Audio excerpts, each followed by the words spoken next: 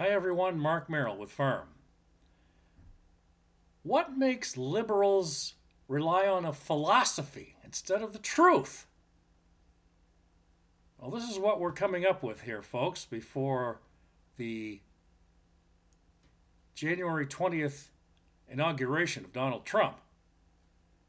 The gentleman you can see in a small picture, we wish we had a larger picture, is of Burgess Owens. He has a book that came out recently, and it's been on the New York Times bestseller list. I'm sure the liberals don't care for that. But what it is kind of a slap in the face to everything that's been going on with Joe Biden and Kamala Harris. And as you'll hear further on in this episode about the fact that their philosophy never works in our title, some possible revelations that are yet to be spilled out in the mainstream media. You know, just doing their job or not doing their job. So, what makes the liberal minded American turn into a radical, weeping, and violent human being incapable of having conversations or debates with opposing opinions or viewpoints with other Americans? Best-selling author and former NFL player Burgess Owens, pictured here, may have some insight on our topic, folks. In his book, the title is Liberalism, subtitled How to Turn Good Men or Women into Whiners, Weenies and Wimps. I couldn't agree more with the title. Now, Mr. Owens describes what happens to the followers of left-wing nuts, we call them here at Firm, which detaches their brainwaves from reality and common sense into adult 2-year-olds and 3-year-olds with hissy fits and temper tantrums in tow. Now, here we go with an outline from Mr. Owens' book. He documents the role of the 21 white self-avowed socialist, atheist, and Marxist founders of the NAACP, National Association of American Colored People, and then about their impact on the black community's present status at the top of our nation's misery index. Sounds a lot like me. It highlights, he says, the decades of anti-black legislation dating back with the 1932 Davis-Bacon Act and continues today, present day 2025, to suppress inter-community black capitalism, federal construction, related black employment, work and job experience for black teenagers, quality education access for urban black children, and the role of black men as leaders within the family unit. Mr. Owens' book also highlights the strategy used in 1910 to inject the atheist ideology of socialism into a once enterprising, self-sufficient, competitive, and proud Christian black community. A portion of that community, the conservative black middle class, is positioned to pull our nation back from this abyss. We certainly hope so. And a final paragraph for Mr. Owens and some thoughts on his book. Liberalism and how to turn good men or women into whiners, weenies, and wimps. He says Americans, all of us, can ensure that the century-long sacrifice of lost hopes, dreams, and lives made by the proud, courageous, patriotic, capitalist, Christian-based, self-sufficient, education-seeking black community of the early 1900s was not in vain, but only if we choose to learn lessons from those past black generations. Thank you, Mr. Owens. Now, as you also may see here, folks, we have a little bit of a montage of lots of shields and lots of pictures, but also most of them, except for the one in the bottom corner here, conservative versus liberal. There's a lot of them, including the young woman, taking a look at a picture that she'd rather not look at. liberals have the right idea and you don't. Is that right? Gee, I didn't think of it that way. Kind of messes things up, doesn't it? For just about everybody. At least that's what I thought anyway.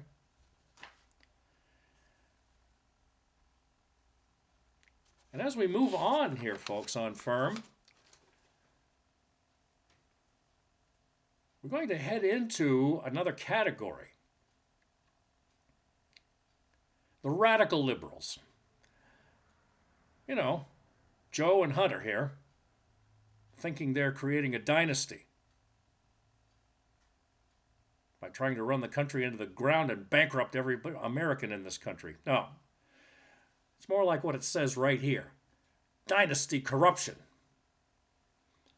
And Ding Dong here, cackling Kamala, doesn't look like she's smiling very much these days. You know why, ladies and gentlemen? It's because, along with these two, which we, I'm sure, just like to forget about Bill and Hillary, came from a statement from Elon Musk. And he was at a town hall event in Pennsylvania back in October of 2024, not that long ago. Mr. Musk was in the audience for a town hall event. And a gentleman asked him if there was a shadow government in place that was secretly calling the shots. Came right out of the audience, folks. Many Americans believe that Joe Biden is senile and not really in charge of the government.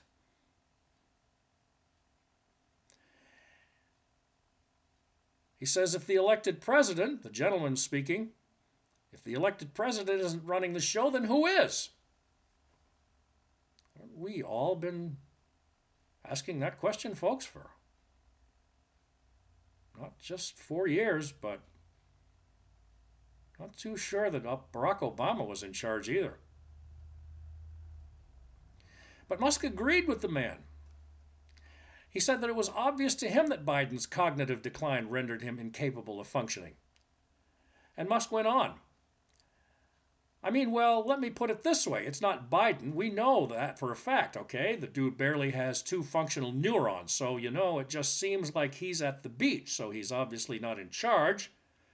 And Musk again went on some more.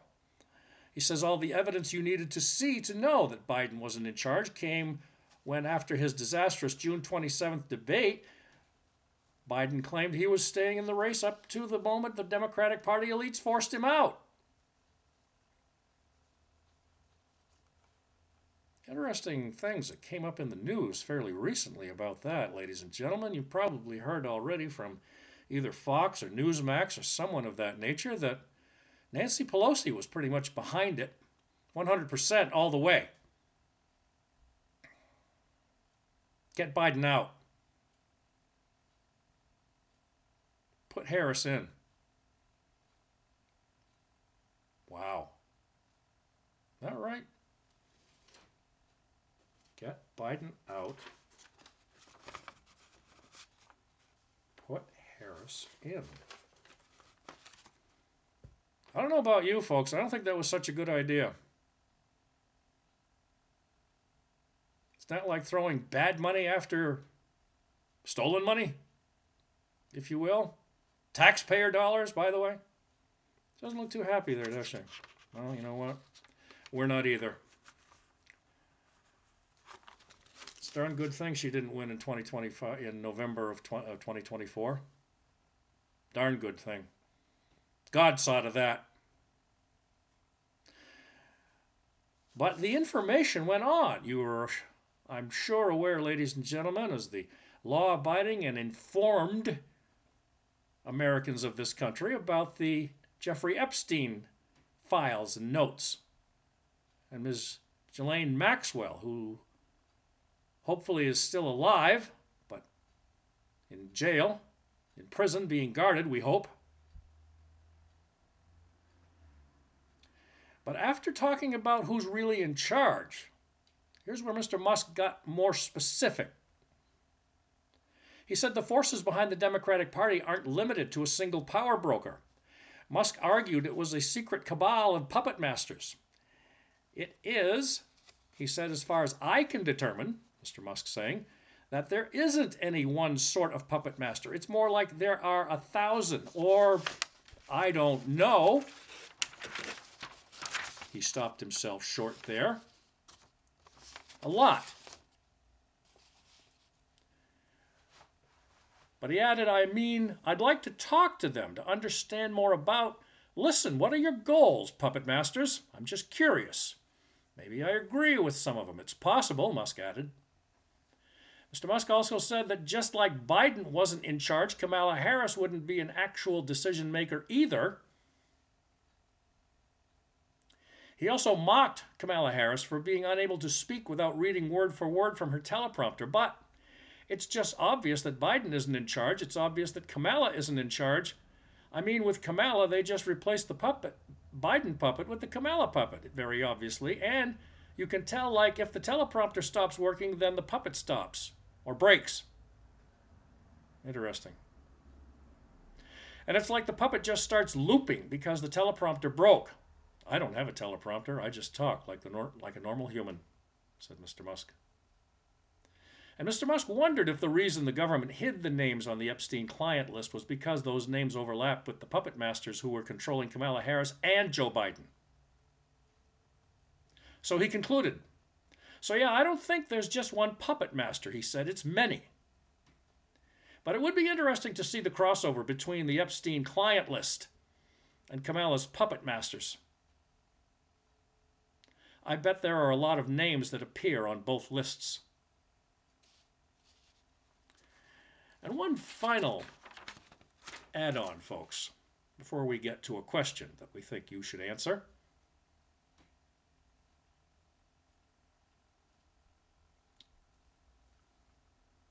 This is slowly starting to happen in our country, getting rid of diversity, equity, and inclusion in all of our society and our businesses. Not to mention, folks, environment, social, and governance as well.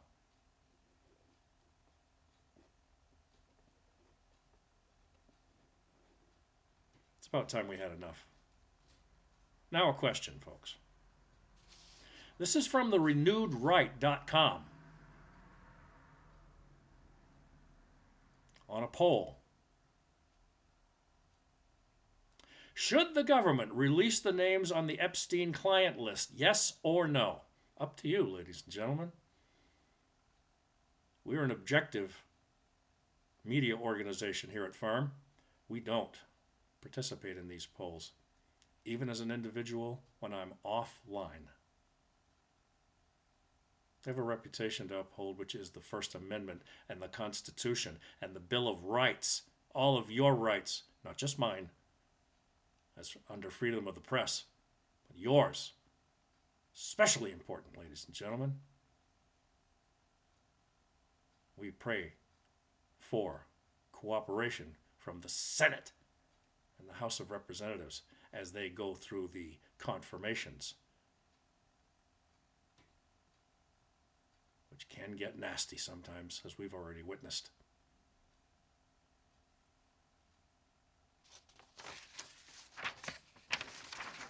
Thank you for joining us, folks, all the time, every time, here on FIRM, Fairness in Reporting Media. Mark Merrill with you. And you can get our podcasts anytime, 5 days a week, on Fairness in Reporting Media under Rumble. Rumble.com/fairnessmedia1, Twitter, YouTube, and always email us, folks, anytime, 24 hours a day, 7 days a week. fairnessinreportingmedia@gmail.com, fairnessinreportingmedia@gmail.com. Meantime, ladies and gentlemen, stay safe.